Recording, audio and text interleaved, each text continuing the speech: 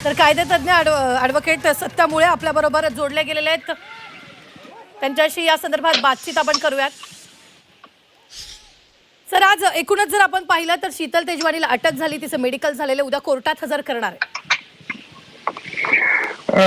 बघा, ही एक खूप मोठी डेव्हलपमेंट आहे आणि ही डेव्हलपमेंट याच्याकरता मोठी आहे कारण जेव्हा हा गुन्हा उघडकीस आलेला तेव्हापासून आतापर्यंत शीतल तेजवानी यांना एक प्रकारची VIP ट्रीटमेंट देते पोलीस डिपार्टमेंट असं दिसून येत होतं आणि त्याला भरपूर लोकांनी प्रश्नचिन्ह देखील उपस्थित केलेले आणि भरपूर त्याच्या अवतीभोवती वेगवेगळ्या प्रकारचे प्रश्नचिन्ह देखील उभे राहिलेले.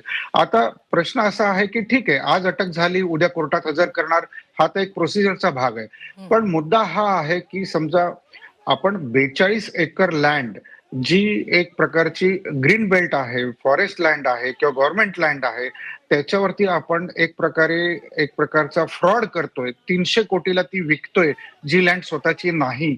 आणि एकंदरीतच त्या लँडची व्हॅल्यू 1800 कोटी आहे आणि त्याच्यामध्ये पार्थ पवार यांच्या प्रायव्हेट फर्मचं नाव येतं, ज्याच्यामध्ये ते एक मेजॉरिटी स्टेक होल्डर आहे आणि त्यांचं नाव FIR मध्ये नाही.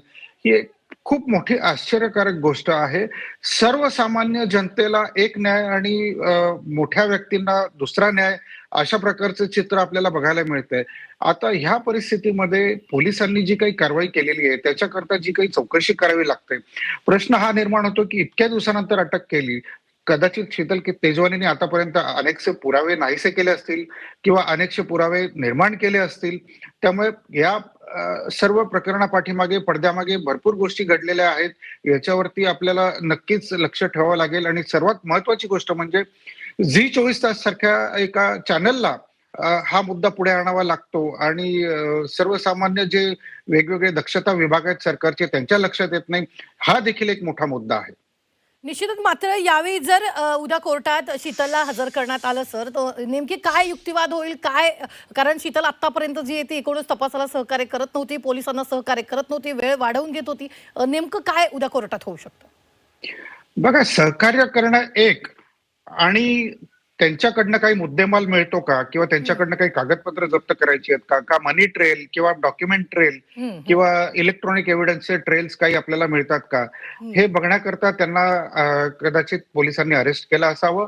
त्याची कारणं ते त्यांच्या रिमांड रिपोर्टमध्ये उद्या सादर करतीलच कोर्टामध्ये, ते आपल्या सर्वांना स्पष्ट होणार आहे. या व्यतिरिक्त बेल करता आजपर्यंत शीतल तेजवानी यांनी मुंबई उच्च न्यायालयामध्ये 2 याचिका FIR क्वॅशिंग करता आणि वेगवेगळ्या रिलीफ करता दाखल केलेल्या आहेत, पण त्याच्यावरती त्यांनी सुनावणी घेण्याकरता ऍप्लिकेशन मूव्ह केलं नाही. या व्यतिरिक्त आपल्याला असंही दिसून आलेलं आहे की त्यांनी अँटिसिपेटरी बेल करता वेगवेगळ्या ठिकाणी धावपळ केलेली नाहीये.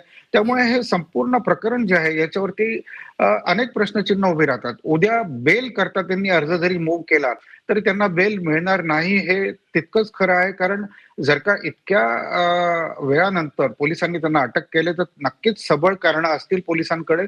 ऑफकोर्स शीतल तेजवानी यांच्याकडे देखील कारणं असू शकतात बेल मिळवण्याकरता, पण प्रथमदर्शी तरी असं दिसून येतं की त्यांना उद्या बेल मिळणार नाही आणि त्यांना एक पोलीस कस्टडी मिळेल आणि त्याच्यानंतर ज्युडिशियल कस्टडी त्यांची होईल. पण या सगळ्या तपासामध्ये बड्या व्यक्तींची नावं, त्यांना कोण पाठीशी घालण्याकरता हालचाल करताय आणि आतापर्यंत पोलिसांनी त्यांना का अटक केली नाही याची कारणं पुढे येणं खूप गरजेचं आहे. सर, या सगळ्या दरम्यान जर आपण पाहिलं, पोलिसांना जेव्हा कस्टडी हवी असते किंवा असे अनेक प्रकार आपण पाहिलेले आहेत, कस्टडीसाठी पोलिसांना पुरावे कोर्टासमोर सादर करायचे असतात. मात्र शीतल तेजवानीने कुठलेच कागदोपत्री पुरावे जे ते आधी चौकशीसाठी आणले नाहीत आणि त्यासाठी ती पोलिसांना सहकार्य करत नव्हती. मात्र आता जर उद्या पोलिसांना कस्टडी वाढवून मागायची असेल तर पोलीस नेमके काय पुरावे सादर करतील किंवा काय नेमकी ही प्रोसेस असते? पोलिसांना प्रथमदर्शी त्यांची इन्व्हॉल्वमेंट दाखवावी लागणार आहे उद्या पोलिसांना कोर्टाला, जेणेकरून त्यांना कस्टडी मिळावी.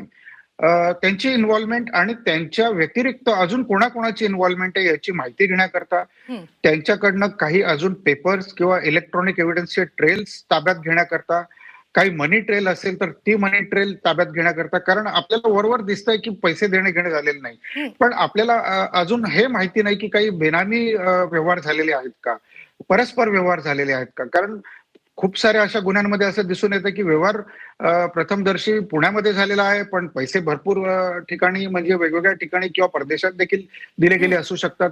त्यामुळे पोलिसांना अजून माहिती गोळा करण्याकरता हा. सबळ कारणं तर प्रथमदर्शी दिसत आहेत आणि पोलीस त्याच दृष्टीने उद्या कारणं मांडण्याची हां. शक्यता आहे. अगदी, अगदी.